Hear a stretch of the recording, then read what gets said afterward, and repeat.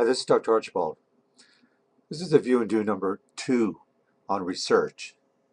So listen to the research jing, which is what you're doing. Go to the research section in the textbook, the handbook for technical writing related to research, 479 to 486, and read through it. The correspondence assignment asks you to find a company as a model to use for the assignment. Look at the list of companies provided for the assignment and do some research on the ones that you like the most. Don't limit yourself to the list. You can use other companies that you know about or can imagine. So what you're doing here is you're finding a company that makes some kind of product or provides some kind of service.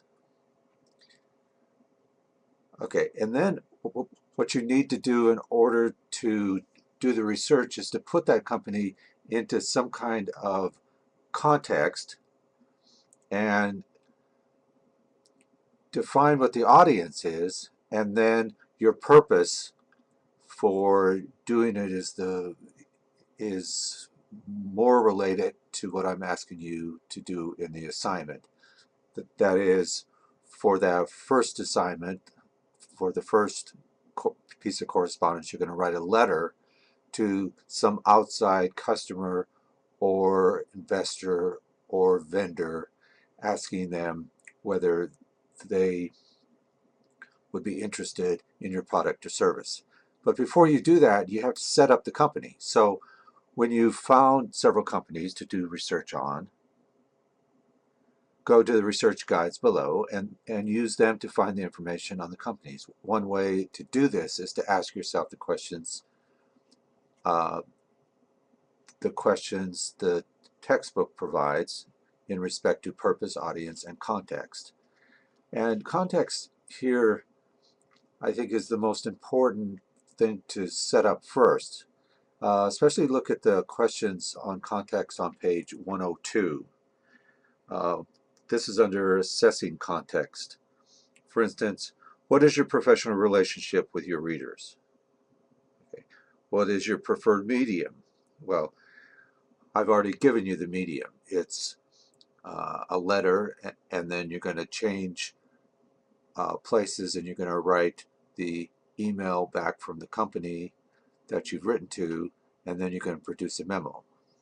So what specific factors such as competition, finance, regulations are recognized within the organization or department as important?